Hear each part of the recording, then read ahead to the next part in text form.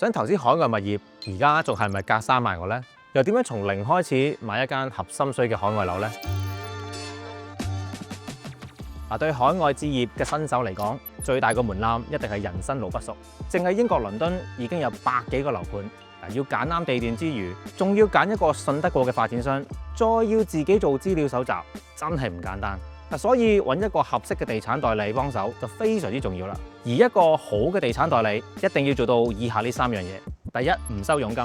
一般嘅物業代理都係唔收買家佣金嘅，幫你由置業目標同埋預算出發，度身篩選合適嘅樓盤，同埋最緊要爭取最大嘅 discount。第二，盤源夠多。如果你嘅 agent 淨係代理某一間發展商或者國家嘅樓盤，咁佢介紹個盤源都會比較單一，分析唔到全盤嘅經濟大局之餘，又做唔到貨比三家，選擇自然會被限制。相反，如果個 agent 手揸多個城市同埋國家嘅盤源，甚至可以拎到獨家代理權，證明到佢間代理行嘅實力，亦都反映到發展商對呢間代理行嘅信心。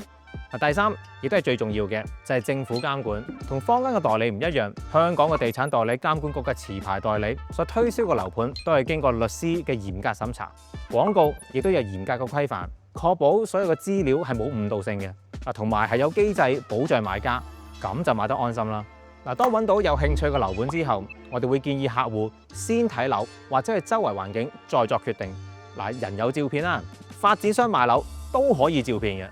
與其睇效果圖，不如實際去睇下地盤個工地進度同埋周圍環境。舉個例，唔少人咧都會擔心喺鐵路隔離嘅樓盤嘅噪音問題。行入個真實單位或者係工地現場，就可以實際感受到隔音係做成點。如果可以揾到在地嘅香港人帶睇樓，咁就最好啦。因為佢哋通常都會比較熟悉華人在意嘅細節位。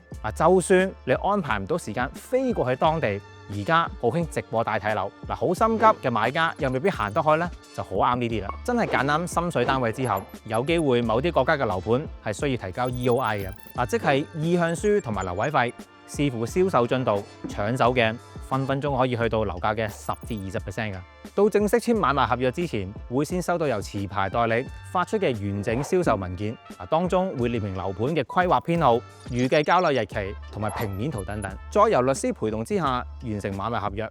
同一時間都建議要諮詢稅務同埋按揭顧問，因為最緊要係計好未來嘅資金安排。等到臨收樓先嚟 plan，就太遲㗎啦！買咗物業之後，正常都會關心層樓起成點啦。發展商定期會提供進度報告，代理嘅當地團隊亦都會實地影相 update 買家。然後根據時間表，買家喺收樓前6個月就要開始安排家私、申請按揭。如果打算放租，就要揾埋租務管理啦。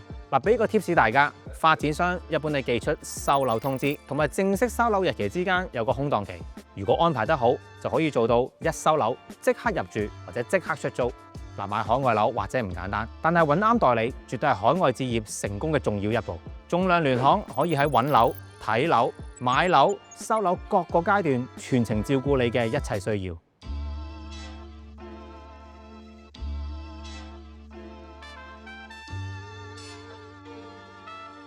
To buy or not to buy non-local off-plan properties, assess the risk before you buy.